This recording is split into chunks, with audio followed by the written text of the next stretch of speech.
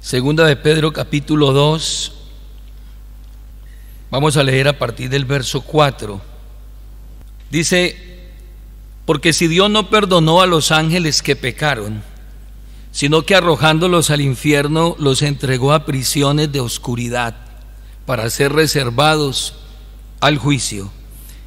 Y si no perdonó al mundo antiguo, sino que guardó a Noé, pregonero de justicia, con otras 7 personas, trayendo el diluvio sobre el mundo de los impíos.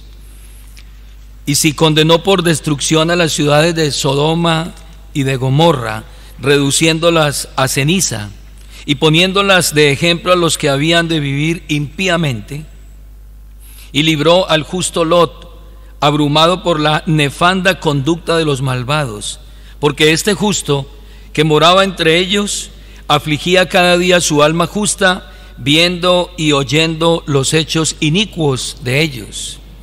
Sabe el Señor librar de tentación a los piadosos y reservar a los injustos para ser castigados en el día del juicio, y mayormente a aquellos que siguiendo la carne andan en concupiscencia e inmundicia y desprecian el señorío. Atrevidos y contumaces no temen decir mal de las potestades superiores, mientras que los ángeles que son mayores en fuerza y en potencia no pronuncian juicio de maldición contra ellas delante del Señor. Pero estos, hablando mal de cosas que no entienden, como animales irracionales, nacidos para presa y destrucción, perecerán en su propia perdición, recibiendo el galardón de su injusticia, ya que tienen por delicia el gozar de deleites cada día. Estos son inmundicias y manchas, quienes aún mientras comen con vosotros se recrean en sus errores. Tienen los ojos llenos de adulterio, no se sacian de pecar, seducen a las almas inconstantes, tienen el corazón habituado a la codicia y son hijos de maldición. Amén. Vamos, hermanos, a continuar con el estudio que traemos acerca de los falsos maestros, los falsos apóstoles, los mensajes fraudulentos que hoy y que siempre se han promovido a través de hombres que no tienen un llamado de parte de Dios, pero que han visto o han utilizado el evangelio como fuente de ganancia y miran a las personas como una mercancía. Dice que hacen mercadería con las personas. Y vamos a meditar en esta mañana bajo el título: ¿sabe el Señor librar de tentación a los piadosos y castigar a los injustos? Esta descripción que aparece aquí en estos versículos, juntamente con la descripción que hace Judas allí en su único capítulo, es quizás una de las más gráficas y duras sentencias contra los falsos maestros, a quienes el Espíritu Santo describe de una forma clara y condena de manera fuerte, de manera contundente, debido a su perverso carácter y al gran daño que esos falsos maestros le hacen a las personas e intentan hacerle a la iglesia. Y digo intentan porque la iglesia está guardada por el poder de Dios, está guardada por la sana doctrina, y aunque ellos intenten dañar, ellos no van a poder, pues hay una promesa para la iglesia: las puertas del infierno no prevalecerán contra la iglesia. Pero a pesar de ello, ellos intentan, se camuflan, entran solapadamente y traen mensajes errados para que la iglesia se desvíe del camino. Estos personajes, hermanos, claramente descritos en estos versículos, aparecen en algunas narraciones en la Biblia, los vemos en las Escrituras, en medio de episodios no solamente del Antiguo Testamento, sino del Nuevo Testamento. Ellos hacen su aparición. Así como el Evangelio va avanzando, así como Dios va cumpliendo su palabra, el enemigo también avanza y el enemigo también está haciendo daño y está colocando obstáculos para que la obra no avance. Diríamos que van paralelamente en el camino, así como lo expresó el Señor en la parábola del trigo y la cizaña, que el trigo creció juntamente con la cizaña, e incluso son muy parecidas, muy similares, pero la gran diferencia entre ambas es que el trigo lleva fruto y la cizaña no lleva fruto. La verdad solamente se conocerá al final del tiempo, cuando el segador, el Señor, envíe los ángeles para segar su cosecha, y entonces van a separar el trigo y llevarán al granero, y la cizaña irá al fuego. Pero el Señor es el que se encarga de hacer ese trabajo final. Estos personajes, como dije, claramente descritos aquí, entonces han tenido siempre o han querido tener un protagonismo en las Escrituras. En el capítulo 8 de Hechos de los Apóstoles aparece uno entre tantos falsos maestros que se lograron camuflar y que, habiendo hecho una profesión de fe falsa, quisieron dañar la obra de Dios. Encontramos esa historia en Hechos capítulo 8, el verso 4 al 25, y es la historia de Simón el mago en la ciudad de Samaria. Este es un claro ejemplo de esos personajes que entran, que hacen una profesión de fe, que incluso se bautizan, que incluso llegan a servir y estar al lado de hombres reconocidos que tienen un ministerio, pero que en su corazón, muy dentro de ellos, todavía están perdidos, no han nacido de nuevo. Capítulo 8, el versículo 4, dice en el verso 4: pero los que fueron esparcidos iban por todas partes anunciando el evangelio. Y aquí se habla de Felipe, el evangelista.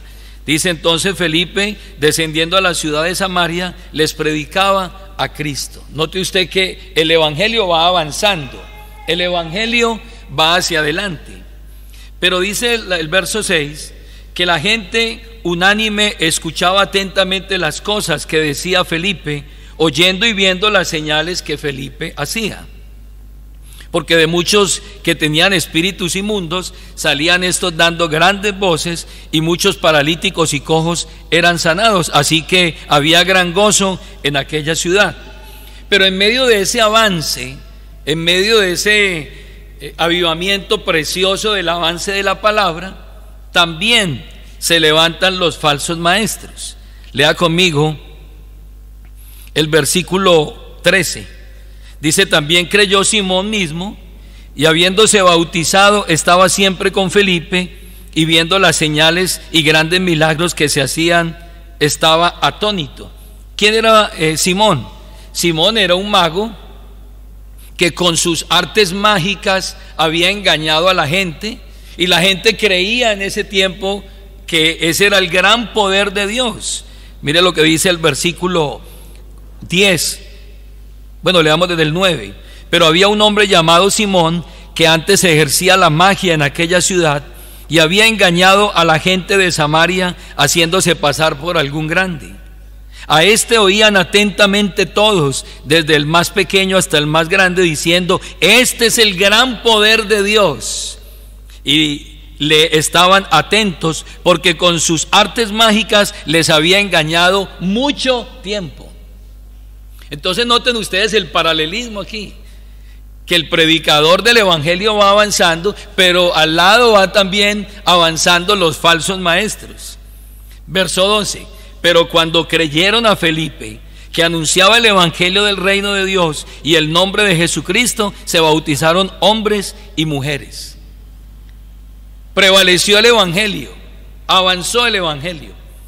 Pero note usted algo particular aquí, que en medio de ese gran avivamiento que hubo allí en esa ciudad, Dice el verso 13 que Simón también creyó, y Simón también se bautizó, y Simón estaba con Felipe viendo las señales y los grandes milagros que se hacían, y estaba ¿qué? Atónito. Uno podría decir que ese hombre había nacido de nuevo, pues se había bautizado y estaba con Felipe en todo ese movimiento precioso. Pero al venir los apóstoles, dice la Biblia que vino Pedro y Juan para conocer lo que se estaba sucediendo allí. Versículo 17 dice que ellos imponían las manos sobre la gente y la gente recibía el Espíritu Santo. Verso 18, lea conmigo. Cuando vio Simón que por la imposición de las manos de los apóstoles se daba el Espíritu Santo, les ofreció ¿qué? Dinero. Les ofreció dinero y les dijo: dadme también a mí este poder, para que cualquiera a quien yo impusiere las manos reciba el Espíritu Santo. Uno dice, ya el hombre era creyente, se había bautizado, estaba con Felipe, pero vaya sorpresa, cuando él ve a los apóstoles que están imponiendo las manos y orando por las personas, y dice la Biblia que eran llenos del Espíritu Santo, inmediatamente les ofreció dinero y les dijo: denme a mí también de ese poder para que yo pueda hacer lo mismo que ustedes hacen. Se le salió el lobo. Y dice el versículo 20, entonces Pedro le dijo: tu dinero perezca contigo, porque has pensado que el don de Dios se obtiene ¿con qué? Con dinero. Él había vivido de sus artes mágicas, él se había usufructuado de un mensaje falso y creyó que el evangelio era igual. Por eso entonces el apóstol lo reprende y le dice: has pensado que el don de Dios se obtiene con dinero. Y lea el verso 21: no tienes tú parte ni suerte en este asunto, porque tu corazón no es recto delante de Dios. No eres un hombre recto, estás aquí por los motivos equivocados. ¿Cuántos hay hoy que están por los motivos equivocados? ¿Cuántos hay hoy que están viendo el evangelio como una máquina de hacer dinero, o de buscar posición, o de buscar reconocimiento? Y mire lo que le dice el apóstol en el versículo 22: arrepiéntete pues de esta tu maldad y ruega a Dios si quizás te sea perdonado el pensamiento de tu corazón, porque en hiel de amargura y en prisión de maldad veo que estás. Eso es un golpe contundente, hermanos. Entonces la pregunta es: ¿y dónde está el hombre que fue bautizado y andaba con Felipe y estaba atónito al ver esas maravillas? Pero su corazón no era recto. Y entonces dice el apóstol: porque en hiel de amargura y en prisión de maldad veo que estás. No había nacido de nuevo, no era un hombre realmente convertido, aunque estaba allí en medio de ellos, aunque se había bautizado, aunque parecía uno de ellos, pero su corazón no era recto. Lo que el Espíritu Santo, hermanos, nos mostrará en estos textos, vuelva allí a 2 de Pedro capítulo 2, lo que el Espíritu Santo nos va a mostrar en estos versículos son tres cosas que hoy nosotros podemos analizar de esos falsos maestros. Lo primero es que vamos a ver la posición justa y radical de Dios frente al pecado de los falsos maestros. ¿Cómo mira Dios a los falsos maestros? ¿Y cuál es la posición de Dios? La posición justa y radical de Dios frente al pecado. Y eso lo vamos a ver para ejemplo, como dice el versículo 4 al 9. Lo segundo que vamos a ver es el carácter, las acciones y el castigo de los falsos maestros injustos. Y eso lo vamos a ver para alertarnos a nosotros, para que usted sea alertado en esta hora. Creo que uno de los trabajos del pastor es prevenir al rebaño, es vacunar al rebaño antes de que las cosas sucedan, no cuando sucedan. Porque nosotros a veces solemos cambiar la chapa de nuestro apartamento cuando el ladrón ya entró. Y entonces ahí sí llamamos al cerrajero y cámbieme la chapa y póngame el cerrojo y póngame las cámaras y la alarma, pero ya el ladrón se entró. No, las cámaras y la chapa y todo hay que ponerlo antes de que el ladrón entre. Y eso estamos haciendo en esta mañana. Vamos a mirar finalmente la manera en la que Dios libra a quienes le obedecen. Y eso lo vamos a hacer para alentarnos en esta hora. Miremos entonces en el versículo 4 la posición justa y radical de Dios frente al pecado. Y eso es para ejemplo de nosotros. Lea conmigo, por favor. Porque si Dios no perdonó a los ángeles que pecaron, sino que arrojándolos al infierno los entregó a prisiones de oscuridad para ser reservados al juicio. Y si no perdonó al mundo antiguo, sino que guardó a Noé, pregonero de justicia, con otras 7 personas, trayendo diluvio sobre el mundo de los impíos. Y si condenó por destrucción a las ciudades de Sodoma y Gomorra, reduciéndolos a ceniza y poniéndolas de ejemplo a los que habían de vivir impíamente, y libró al justo Lot, abrumado por la nefanda conducta de los malvados, porque este justo que moraba entre ellos afligía cada día su alma justa, viendo y oyendo los hechos inicuos de ellos. Sabe el Señor librar de tentación a los piadosos y reservar a los injustos para ser castigados en el día del juicio. Estos versículos, hermanos, son para quienes hoy piensan que Dios es totalmente apático y descuidado e indiferente frente a las malas obras de los hombres malos. Algunos dicen, no, Dios no está viendo nada, Dios no está haciendo nada. Estos versículos que estoy leyendo aquí son precisamente para esas personas que piensan que esos falsos maestros y todos aquellos que engañan a las personas e intentan engañar dentro de la iglesia se van a salir con la suya. Para quienes hoy piensan que Dios es totalmente apático y descuidado frente a las obras de los hombres malos, o que por ser simplemente un Dios que se identifica con el amor y con la bondad, que Él es incapaz, pensarían algunos, de castigar y dar retribución a los falsos maestros. Hay muchos que piensan, no, pero es que Dios es un Dios de amor, Dios es un Dios de bondad. ¿Él cómo va a hacer eso? ¿Cómo va a castigar? ¿Cómo va a condenar? Él no va a mandar al infierno a nadie. Y es verdad, Dios no va a mandar al infierno a nadie. De hecho, el infierno no fue hecho para el hombre. La Biblia dice que el infierno fue hecho para Satanás y sus ángeles. Pero los hombres, al amar más las tinieblas que la luz, y al amar más a este mundo que las cosas de Dios, ellos mismos van al infierno por su pecado.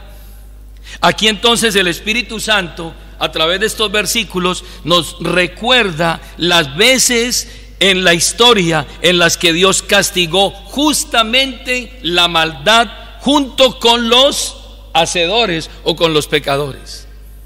Si a alguien le queda duda en esta mañana de que Dios dará el pago, la retribución, el castigo, la paga a todos los que hacen maldad, el Espíritu Santo a través de estos versículos le va a decir, no, está equivocado. Porque si Dios no perdonó y empieza una lista a mostrar lo que Dios ha hecho, entonces esto nos debe dar a nosotros que un ejemplo para que temamos. Aquí entonces tenemos un pasaje que nos presenta un poder indudable y una oscuridad no menos indudable, es decir, todos estos actos del mal. Y estos textos entonces están citando 3 ejemplos bien notorios de pecado y destrucción. Pecado y destrucción. Y en 2 de ellos vamos a encontrar cómo Dios, en el momento de ir a borrar esas ciudades y a borrar el mundo a través del diluvio, Él rescató a esos hombres y mujeres íntegros que fueron rescatados y preservados por pura gracia y por pura misericordia allí. Vamos a mirar entonces el primer ejemplo. En los versículos 4 al 9 tenemos esos tres ejemplos. El primer ejemplo está ¿en dónde? En el verso 4. Dice: porque si Dios no perdonó a los ángeles que pecaron, sino que arrojándolos al infierno, los entregó a prisiones de oscuridad para ser reservados al juicio. Aquí Pedro entonces está mostrando la contundencia del juicio divino sobre las criaturas angelicales que se rebelaron contra Dios. Hermanos, con Dios no se juega. La Biblia dice que Él es fuego consumidor. La Biblia dice que Él es santo y que Él no dará por inocente al culpable, que su justicia y que su trono está establecido sobre justicia y que Él dará el pago de acuerdo a sus obras, dice el Señor. Hablando de los ángeles entonces, el escritor, inspirado por el Espíritu Santo, está mostrando la contundencia de ese juicio divino, implacable, totalmente implacable. Estos versículos que leímos tienen unos versículos paralelos que ratifican el juicio divino hacia esos seres angelicales. Devuélvase allá, primera de Pedro, capítulo 3, el versículo 9, para que usted mire cómo este versículo tiene soporte en unos versículos paralelos, y que toda palabra dicha en presencia de 2 o 3 testigos es verdadera. En el versículo 19 de primera de Pedro, en el capítulo 3, dice la escritura, hablando de Cristo, verso 18: porque también Cristo padeció una sola vez por los pecados, el justo por los injustos, para llevarnos a Dios, siendo a la verdad muerto en la carne, pero vivificado en el Espíritu, en el cual también fue y predicó a los espíritus que encarcelados, los que en otro tiempo desobedecieron, cuando una vez esperaba la paciencia de Dios en los días de Noé, mientras se preparaba el arca, en la cual pocas personas, es decir, 8, fueron que salvas por agua. Aquí nos ratifica que esos ángeles que Pedro está describiendo en su segunda carta, que están reservados para el juicio eterno y que fueron mandados a prisiones de oscuridad, Pedro en su primera carta está diciendo que esos espíritus fueron que encarcelados. Judas, en su único capítulo, lo reitera y lo confirma. Judas capítulo 1, el versículo 6. Porque alguien dirá: no, eso fue en una oportunidad, o quizás no es verdad, o está hablando de forma metafórica. No, se está ratificando en varios textos. Dice el verso 5: mas quiero recordaros, ya que una vez lo habéis sabido, que el Señor, habiendo salvado al pueblo sacándolo de Egipto, después destruyó a los que no creyeron. Verso 6: y a los ángeles que no guardaron su dignidad, sino que abandonaron su propia morada, los ha guardado bajo oscuridad en prisiones eternas para el juicio del gran día. Lo anteriormente descrito aquí entonces, hermanos, nos hace suponer que estos espíritus malignos tomaron cuerpos, posesión de cuerpos de humanos, y tuvieron relaciones sexuales con las mujeres, como lo describe Génesis capítulo 6. Váyase allí por favor al capítulo 6 de Génesis. Y hubo un castigo para ellos.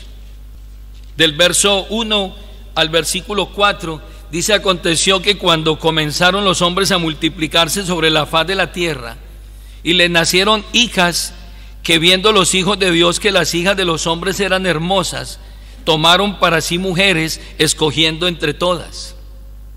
Y dijo Jehová: no contenderá mi espíritu con el hombre para siempre, porque ciertamente él es carne, mas serán sus días 120 años. Habían gigantes en la tierra en aquellos días, y también después que se llegaron los hijos de Dios a las hijas de los hombres y les engendraron hijos. Estos fueron los valientes que desde la antigüedad fueron varones de renombre.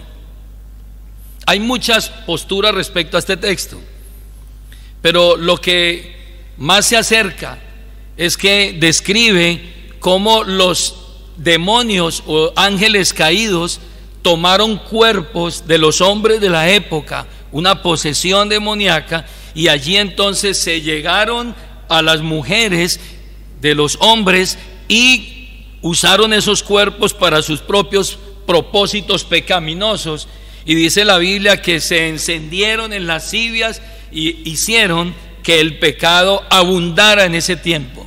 De modo, versículo 5, que fue tanto la maldad, que dice que vio Jehová que la maldad de los hombres era mucha en la tierra, y que todo designio de los pensamientos del corazón de ellos era de continuo solamente el mal. Y se arrepintió Jehová de haber hecho a hombre en la tierra, y le dolió en su corazón. Por esa causa entonces vino el juicio de Dios contra esos ángeles, porque Judas dice que no guardaron su dignidad, se allegaron habiendo tomado o habiendo poseído cuerpos de hombres para dar rienda suelta a todo pecado sexual que allí se dio. Ese juicio fue inminente, el castigo vino de parte de Dios, y dice la Biblia que Dios no socorrió a los ángeles. Hebreos capítulo 2, el verso 16 lo confirma. Dice: porque ciertamente Dios no socorrió a los ángeles, sino que socorrió a la descendencia de Abraham. Allí hay un texto más que nos muestra la contundencia del juicio divino sobre los ángeles. Mateo capítulo 25, el verso 41, Jesús, hablando del juicio contra los ángeles, dijo: entonces dirá también a los de la izquierda: apartaos de mí, malditos, al fuego eterno preparado para el diablo y sus ángeles. Y en Apocalipsis 20:10 se escucha la última sentencia contra ellos. El diablo que les engañaba fue lanzado al lago de fuego y azufre, donde estaban la bestia y el falso profeta, y serán atormentados día y noche por los siglos de los siglos. ¿Qué vemos aquí? El juicio divino. En Juan capítulo 16, el verso 11 muestra cómo la sentencia contra Satanás y sus ángeles ya está determinada.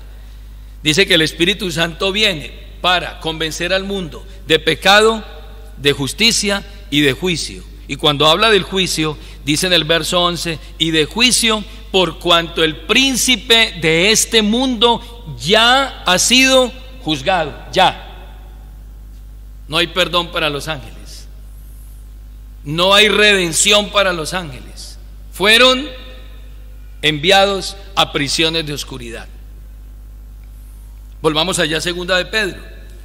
Luego se nos muestra el segundo ejemplo. Verso 5: y si no perdonó al mundo antiguo, sino que guardó a Noé, pregonero de justicia, con otras 7 personas, trayendo el diluvio sobre el mundo de los impíos. Habla del diluvio. Tercer ejemplo: los hombres en el tiempo antediluviano entonces hicieron que el pecado abundara. El mundo antiguo también recibió la retribución debida a su extravío, recibió su pago. La antesala de este castigo fue la extrema corrupción que hubo en el mundo. La gente dice que comían y bebían y se daban en casamiento, no se acordaban de Dios. La maldad subió hasta la misma presencia de Dios, de tal manera que dice que Dios se arrepintió de haber creado al hombre. En el verso 5 del capítulo 6 dice que vio Jehová que la maldad de los hombres era mucha en la tierra, y que todo designio de los pensamientos del corazón de ellos era de continuo solamente el mal. ¿Y qué vemos hoy, hermanos? ¿Acaso hoy no es igual? Que continuamente estamos viendo que la mentalidad de la gente va de continuo al pecado y la maldad, que tristemente muchas cosas que Dios le permite crear al hombre, adelantos incluso tecnológicos, que le pueden ser útiles al hombre para su salud, para su manutención y para muchas cosas buenas, vemos como también las están utilizando para la maldad, y que sale una herramienta, llámese usted inteligencia artificial u otras herramientas digitales, y vemos cómo eso puede ser útil, pero inmediatamente es utilizada también ¿para qué? Para el mal, de continuo al mal. La música es un instrumento hecho por Dios, creado por Dios para adorarlo a Él, exaltarlo a Él, pero los hombres toman ¿qué? Ese instrumento, música, ¿para qué? Para sembrar su pecado y su maldad. Y aquí vemos entonces cómo el pensamiento del hombre está de continuo al mal. En Mateo 24, 37 al 39, entonces la Biblia muestra cómo ese hecho histórico fue real y fue citado por Jesús al hablar de la segunda venida de Él, y mencionó cómo Él destruyó a ese mundo de la época por su maldad.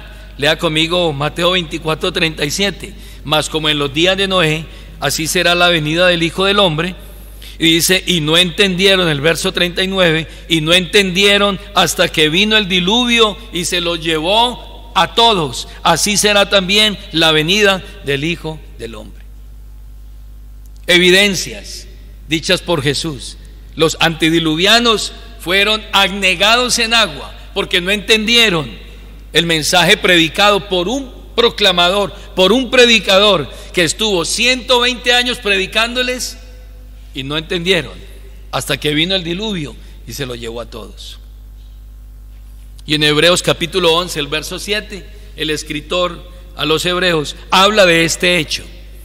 Dice, por la fe Noé, cuando fue advertido por Dios acerca de estas cosas que aún no se veían, con temor preparó el arca en la que su casa se salvase, y por esa fe de Noé condenó al mundo y fue hecho heredero de la justicia que viene por la fe. Fue un hecho real, el diluvio.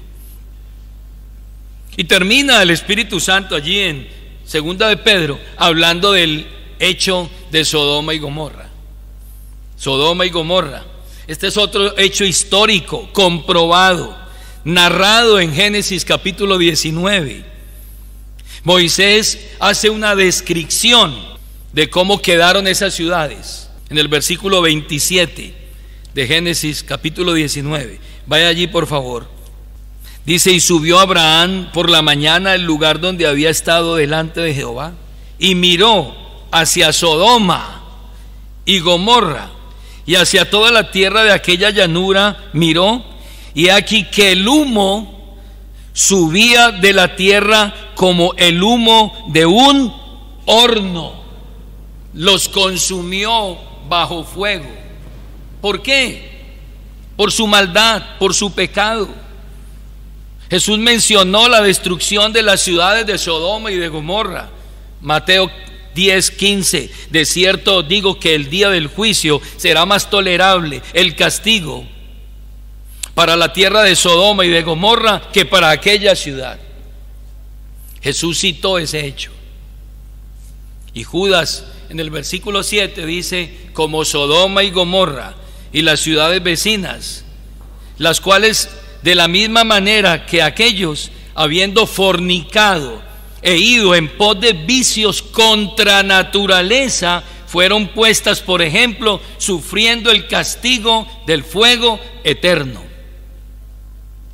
Evidencias de que Dios no dará por inocente al culpable. Y entonces uno ve hoy predicadores falsos defendiendo la ideología de género en aras del amor, la tolerancia, la armonía, y están censurando a aquellos que juzgamos esos comportamientos de esas personas que están yendo en contra de la palabra de Dios. Lo que pasó en Sodoma y Gomorra está muy claramente definido en la Escritura, que desde el más pequeño hasta el más grande se desviaron e incluso quisieron violar a los ángeles que llegaron a la casa de Lot. Y los habitantes de Sodoma, al ver los ángeles, dijeron: sácalos para que los conozcamos, pero no para conocerle el nombre. Cuando la Biblia dice conocer, era para violentamente tener relaciones con ellos. Estaban tan retorcidos en su corazón y en sus pensamientos que Dios determinó destruir esas ciudades por causa de esa desviación, que más adelante el apóstol Pablo habla en Romanos capítulo 1 del verso 16 en adelante, que dejaron el uso natural de la mujer y se envanecieron en sus propios razonamientos y tuvieron relaciones hombres con hombres, hablando de lesbianismo y hablando de homosexualidad. Y por eso dice la Biblia, el verso 17, que vino el juicio o vino la ira de Dios. En el versículo 10 al 14, el escritor va a hablar del carácter de las acciones de esos injustos. Lea conmigo, vaya otra vez a 2 de Pedro, capítulo 2, del verso 10 al 14. No me voy a detener mucho en esto porque ya hablamos la reunión pasada, pero ahora él va a hacer una descripción de esos hombres perversos. Lea del verso 10. Sabe el Señor librar de tentación a los piadosos y reservar a los injustos para ser castigados en el día del juicio. Y mayormente, aquí hay algo que subrayar, Dios va a castigar o va a enviar juicio contra aquellos que, dice, a los injustos, dice el verso 9, pero dice el verso 10, y mayormente, es decir, que hay un grado de castigo mayor. ¿Para quiénes? Para los que hacen desviar la gente, para los guías de ciegos, para aquellos que con sus falsas mentiras y engaños desvían el corazón de la gente. Dice el verso 10, y mayormente aquellos que siguiendo la carne andan en concupiscencias, en inmundicias y desprecian el señorío. Atrevidos y contumaces, no temen decir mal de las potestades superiores, mientras que los ángeles que son mayores en fuerza y en potencia no pronuncian juicio de maldición contra ellos delante del Señor. En estos versos, entonces, el Señor va a mostrar tres cosas: lo que ellos hacen, lo que ellos son y lo que ellos recibirán. Lo que ellos hacen, dice, y mayormente a aquellos que siguiendo la carne, los deseos de la carne, que encontramos en Gálatas 5 en adelante, 5:16 en adelante. ¿Cuáles son los deseos que esos falsos maestros siguen? Lea el verso 16 de Gálatas 5 para que describamos algunas cosas que ellos hacen. Capítulo 5, el versículo 16. Digo pues, andad en el Espíritu y no satisfagáis los deseos de la carne, porque el deseo de la carne es contra el Espíritu y el del Espíritu es contra la carne, y ambos se oponen entre sí para que no hagáis lo que quisierais. ¿Cuáles son los deseos de la carne? Verso 19, adulterio.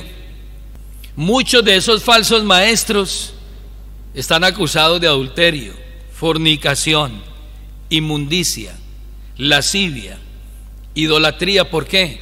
Porque ellos han quitado a Cristo y se han sentado ellos en el trono. Hechicería, enemistades, pleitos, celos, iras, contiendas, disensiones, herejías, son herejes, falsas doctrinas, envidias, homicidios, borracheras. En secreto lo hacen, orgías. Ya han estado saliendo en los periódicos y en los canales en internet como esos que parecían predicadores, incluso algunos que han muerto, les han sacado a la luz todas sus orgías y sus vidas dobles y escandalosas y escándalos sexuales que tenían y que no se habían descubierto por la fachada que tenían. Y dice: y cosas semejantes a estas, acerca de las cuales os amonesto, como ya os lo he dicho antes, que los que practican tales cosas no heredarán el reino de Dios. Dice que esos falsos maestros andan en esas cosas. Pero también dice: siguiendo la carne, andan en concupiscencias, en inmundicia y en desprecio del señorío de Cristo. No respetan a Cristo. Hablan mal de cosas que no entienden, como animales irracionales. La Biblia los llama irracionales, ya que tienen por delicia el gozar de los deleites cada día y se recrean en sus errores. Ellos son conscientes, escuche bien esto, son conscientes de sus errores, pero ellos se recrean en esos errores, porque yo los he escuchado hablando de sus errores y de sus manipulaciones, y los hemos visto cómo se recrean en eso, porque eso les da estatus. Y otra característica es que no se sacian de pecar y seducen a las almas inconstantes y tienen el corazón habituado a la codicia. Son codiciosos. ¿Qué es lo que son? Lo describe Pedro: son atrevidos, son contumaces. Es decir, son rebeldes. Ellos van a la palabra les muestra su pecado, pero ellos persisten en su maldad. No temen decir mal de las potestades espirituales, y la Biblia los describe duramente diciendo: son inmundicias y manchas, son hijos de maldición. Wow. No son hijos de Dios, son hijos de las tinieblas y son hijos de maldición. ¿Y qué recibirán? Son nacidos para presa y destrucción, perecerán en su propia perdición, recibiendo el galardón de su injusticia. Finalmente serán condenados, como los ángeles, como Sodoma y Gomorra y como los antidiluvianos. Finalmente recibirán su castigo. Mire usted la contundencia aquí. Pero hermanos, gracias a Dios en esta mañana, porque para nosotros hay una voz de esperanza, hay una voz de aliento, hay un mensaje para alentarnos. Lea conmigo, por favor, en el versículo 5 dice que no perdonó al mundo antiguo, sino que guardó ¿a quién? A Noé. Guardó a Noé. Y dice: pregonero de justicia con otras 7 personas, trayendo el diluvio sobre este mundo. Pero en medio de toda esa putrefacción, ¿sacó a quién? A Noé.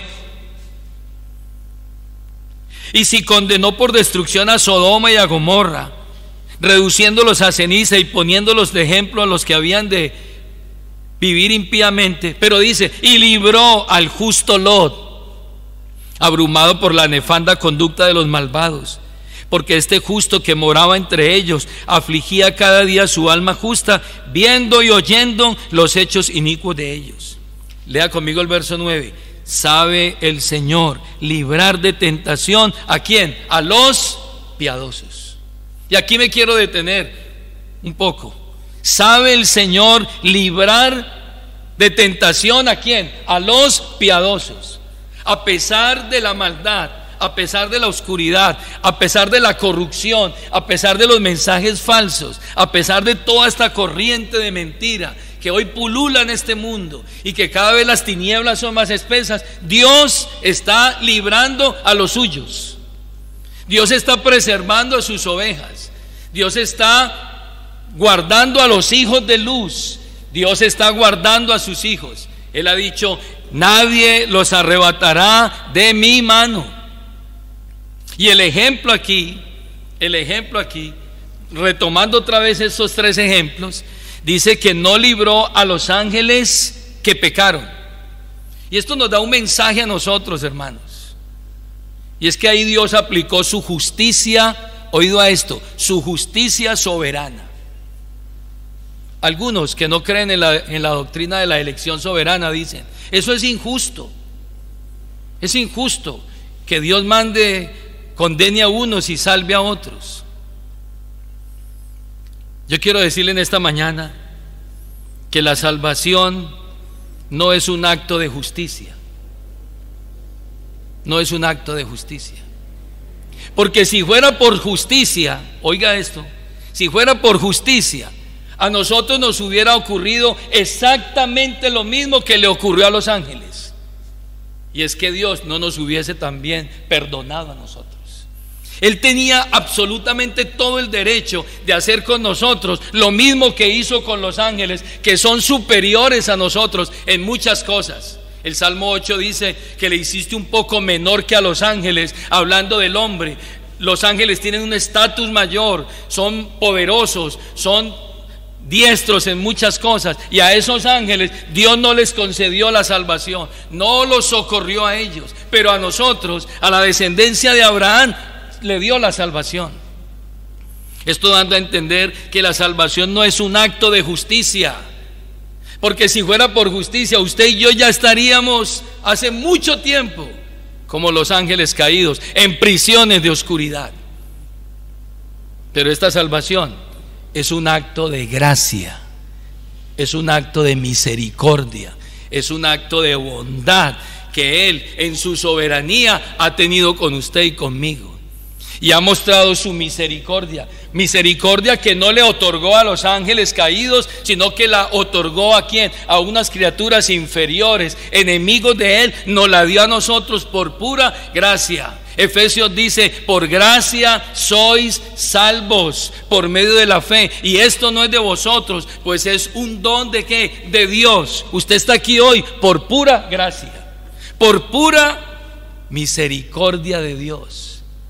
Porque no éramos mejores que los ángeles, no éramos mejores que los ángeles, con toda seguridad, pero a ellos no los socorrió y a nosotros nos socorrió.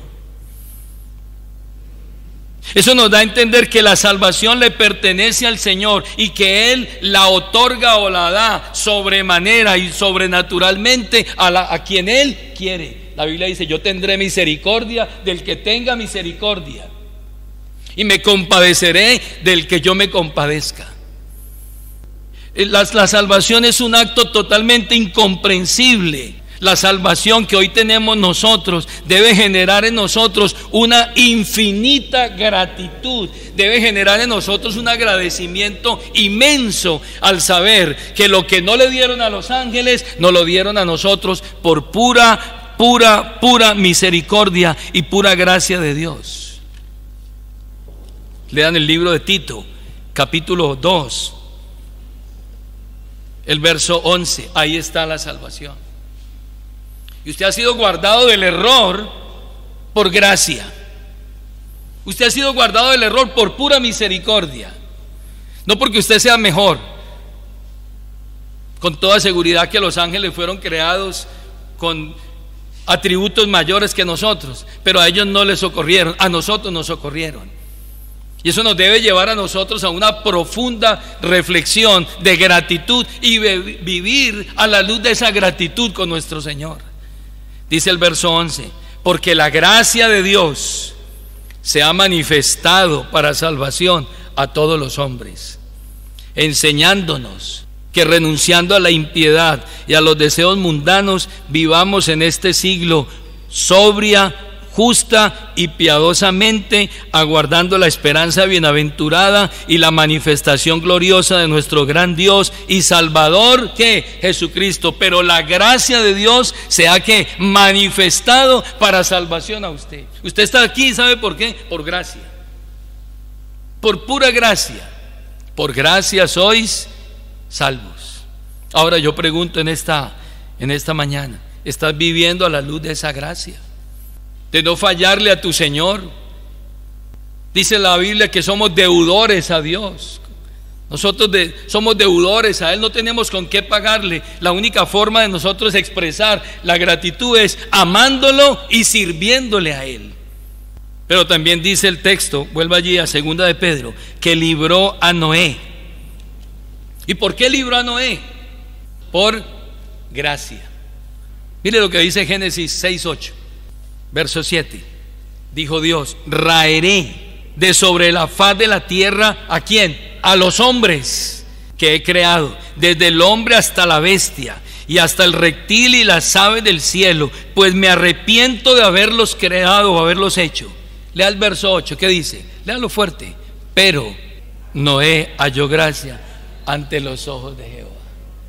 ¿Por qué estamos aquí? Por pura gracia. Noé y su familia fueron librados por pura gracia, y usted y yo hemos sido librados hoy por pura gracia. Usted no es mejor que los ángeles, pero Dios dijo: lo voy a salvar. Nosotros no somos mejores que nadie aquí, absolutamente nadie. Todos somos pecadores, todos estábamos destituidos de la gloria de Dios.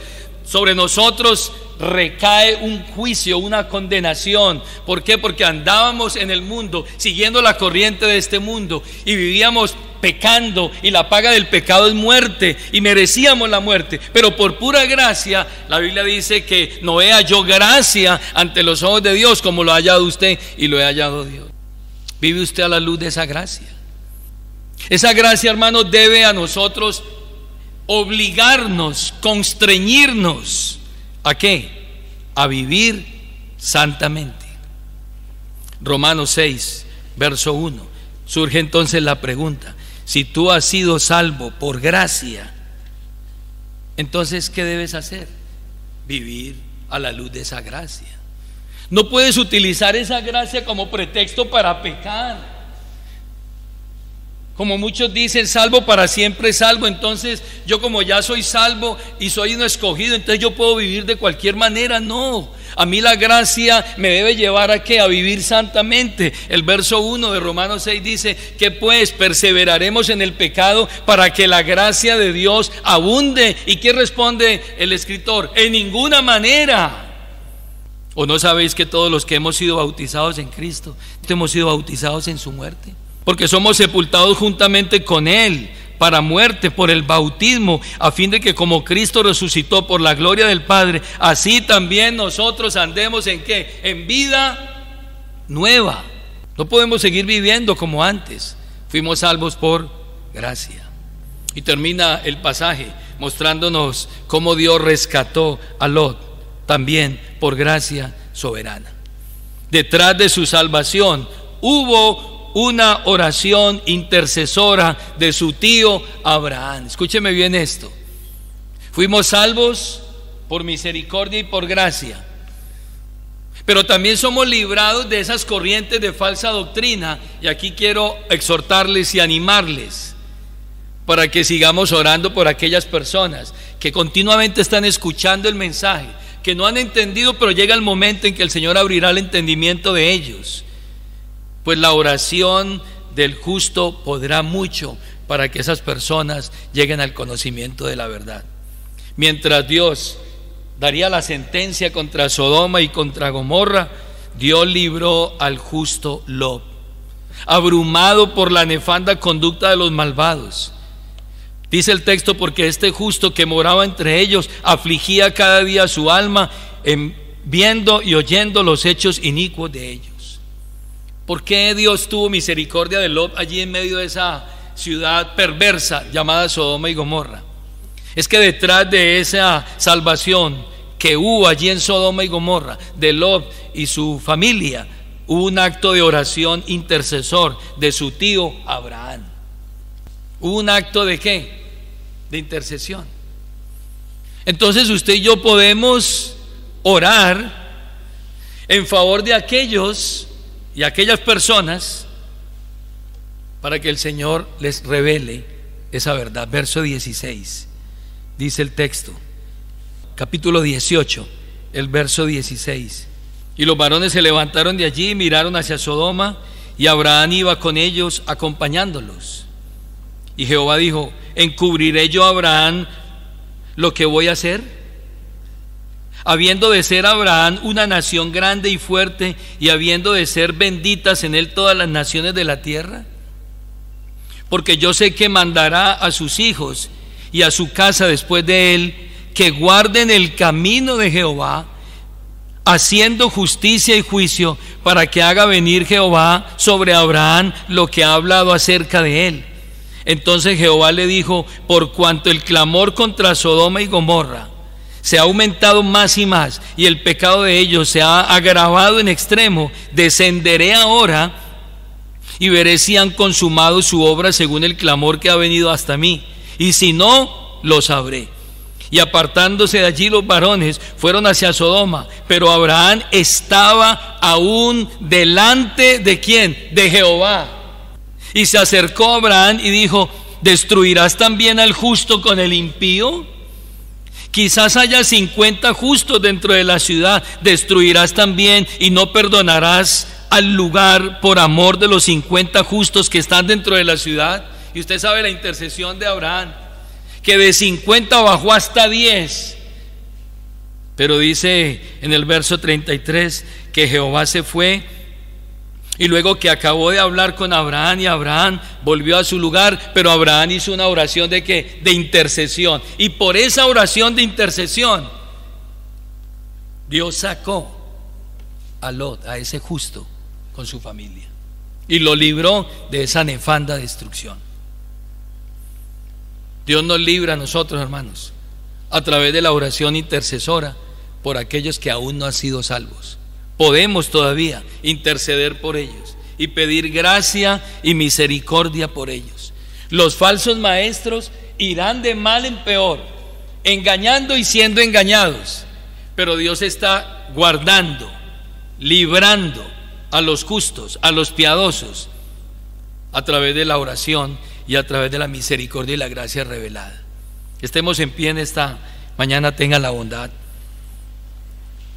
Y vamos a orar en esta hora para que podamos ser guardados. Aún nosotros hoy en este tiempo, si nos mantenemos en unidad bajo el cuidado de ministros constituidos por el Señor, podemos ser guardados de las corrientes de error. Pues Pablo le escribe a los Efesios y les dice: para que ya no sean niños fluctuantes, llevados por vientos de doctrina, por estratagemas de hombres que con astucia emplean las artimañas del error para dañar a las personas. Pero debemos mantenernos ¿en qué? En unidad como iglesia. Debemos mantenernos dependiendo de la gracia de Dios, no nuestra habilidad, de la gracia de Dios. Y debemos mantenernos orando unos por otros, para que seamos guardados del error, de los falsos maestros y de la mentira. Oremos en esta mañana pidiendo y dando gracias a Dios por la protección que nos ha dado, pero que Él nos siga sosteniendo en estas verdades gloriosas. Oremos. Padre, gracias, Señor, porque hemos sido guardados de vientos de doctrina, de estratagemas de hombres que con astucia usan las artimañas del error para desviar a los hombres del camino. Señor, doy gracias por esta iglesia que en el tiempo se ha mantenido, y a pesar de los embates doctrinales de este mundo, falsos, Señor, tú has preservado a tu pueblo. Y no es por nosotros, no es por nuestra capacidad, habilidad, destreza, no es por nuestra inteligencia humana, sino que es por pura gracia que hemos sido preservados. Te pido que nos ayudes en esta hora y que nos guardes sin caída. Ayúdanos, Señor, en esta mañana, y guárdanos, guarda nuestra mente y guarda nuestro corazón. Te lo pedimos en el nombre de Jesucristo. Amén.